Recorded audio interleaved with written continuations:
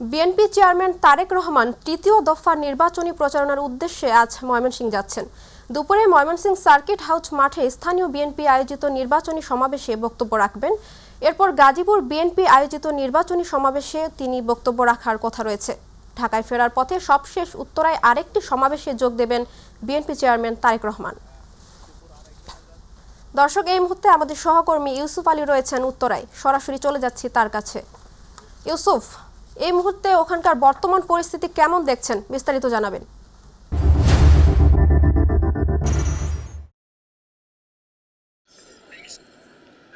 আপনি জানেন যে আজকে বিএনপি চেয়ারম্যান তারেক রহমান যে নির্বাচনী সমাবেশের জন্য বের হবেন, এটি তৃতীয় দফায়। প্রথমটি হয়েছিল সিলেটে, দ্বিতীয়টি চট্টগ্রামে, তৃতীয়টি ময়মনসিংহে দুপুরে সমাবেশ হবে। দুপুরে ময়মনসিংহে সমাবেশ শেষ করে তিনি গাজীপুরে আসবেন। গাজীপুর রাজবাড়ী মাঠে তিনি সেখানে স্থানীয় বিএনপি আয়োজিত সমাবেশে যোগ দেবেন। ঢাকায় ফেরার পথে সবশেষ উত্তরা আজমপুর যে ঈদগাহ মাঠ রয়েছে, সেই মাঠে তিনি নির্বাচনী জনসমাবেশে যোগ দেবেন এবং দলীয় প্রার্থীদেরকে, এইসব সমাবেশগুলোতে দলীয় প্রার্থীদেরকে দেশবাসীর সঙ্গে পরিচয় করিয়ে দিবেন এবং তাদেরকে নির্বাচনে বিজয়ী করার জন্য তিনি আহ্বান জানাবেন, বরাবরের মতো অন্যান্য সমাবেশগুলোতে যেরকম করেছেন। আপনি দেখতে পাচ্ছেন যে আজমপুর ঈদগাহ যে মাঠটি রয়েছে, সেই মাঠটি ইতিমধ্যে প্রস্তুত করা হয়েছে সমাবেশের জন্য। মঞ্চ নির্মাণের কাজ প্রায় সম্পন্ন হয়ে গেছে, এখন সাজসজ্জার কাজ বাকি আছে। দলীয় নেতাকর্মীরা ইতিমধ্যে, যদিও এই সমাবেশটি রাতে হওয়ার কথা, বিএনপির তরফ থেকে বলা হয়েছে যে সন্ধ্যা 7টায় এই সমাবেশটি অনুষ্ঠিত হবে, কিন্তু আমরা বিগত যে সমাবেশগুলো দেখেছি সেই সমাবেশগুলোর থেকে আমরা ধারণা করছি যে এখানে পৌঁছাতে অন্ততপক্ষে রাত 10টা বেজে যাবে।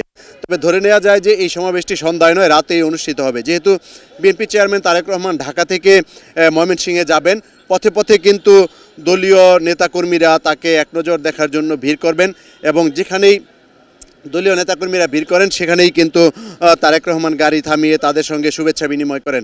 যেহেতু তিনি দীর্ঘ 17 বছর পর বাংলাদেশে পদার্পণ করেছেন, স্বাভাবিকভাবেই সাধারণ মানুষের মনে একটা আগ্রহ থাকে যে দলের চেয়ারম্যান আসছে এবং তার সঙ্গে একটু দেখা করবেন কিংবা হাত মিলিয়ে শুভেচ্ছা বিনিময় করবেন।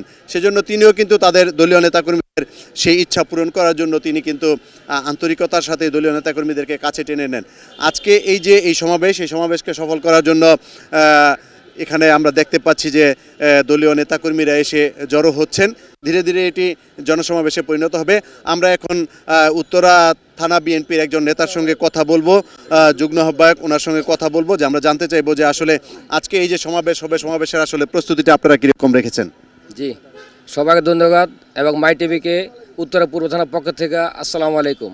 আমরা আজ দুঃখের সাথেও বলতে পারি এবং আনন্দের সাথে বলতে পারি একটি কথা, আজ আমাদের মাঝে বেগম খালেদা জিয়া নেই এবং আজকে আমাদের মাঝে এই জন্য আমরা দুঃখ প্রকাশ করছি। আজ আমাদের মাঝে দেশ নায়ক বিএনপি চেয়ারম্যান তারেক রহমান আসবেন। এই আনন্দেতে আমরা ঢাকার 18 আসন ঐক্যবদ্ধ এবং আমরা স্বতঃস্ফূর্তভাবে এই তারেক রহমানকে আমরা গ্রহণ করে নিব। আগামী 12 ফেব্রুয়ারি ধানের শিশুর পক্ষে গণজোয়ার অলরেডি তৈরি হয়ে গেছে এবং আমরা SM জাহাঙ্গীরের পক্ষে উত্তরাবাসী ঐক্যবদ্ধ, ঢাকা 18 আসন ঐক্যবদ্ধ। এই মেসেজ আপনাদের কাছে জানা দিতে চাই। আমরা বাংলাদেশ সর্বোচ্চ ভোটের ব্যবধানে SM জাহাঙ্গীরকে পাশ করাবো এবং আমরা এই পাশের ব্যবধানে আমরা চাই আগামী দিনে SM জাহাঙ্গীর অবশ্যই ঢাকা আসনের ভিতরে আমরা একজন মন্ত্রী হিসেবে দেখতে চাই। ধন্যবাদ আপনাকে।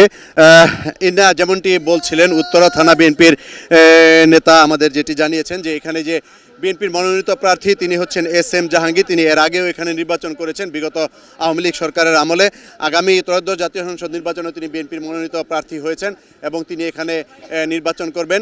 দলীয় নেতাকর্মীদের প্রত্যাশা হচ্ছে, যেহেতু বিএনপির পক্ষে একটি গণজোয়ার সৃষ্টি হয়েছে, তারা এই ঢাকা 18 আসনে SM জাহাঙ্গীরকে নির্বাচিত করবেন এবং আজকে এই যে তারেক রহমানের যে সমাবেশ, সেই সমাবেশকে সফল করার জন্য তারা স্বতঃস্ফূর্তভাবে এখানে অংশগ্রহণ করবেন এবং এখানে একটি বৃহৎ সমাবেশ ঘটাবেন বলে ধারণা করা হচ্ছে।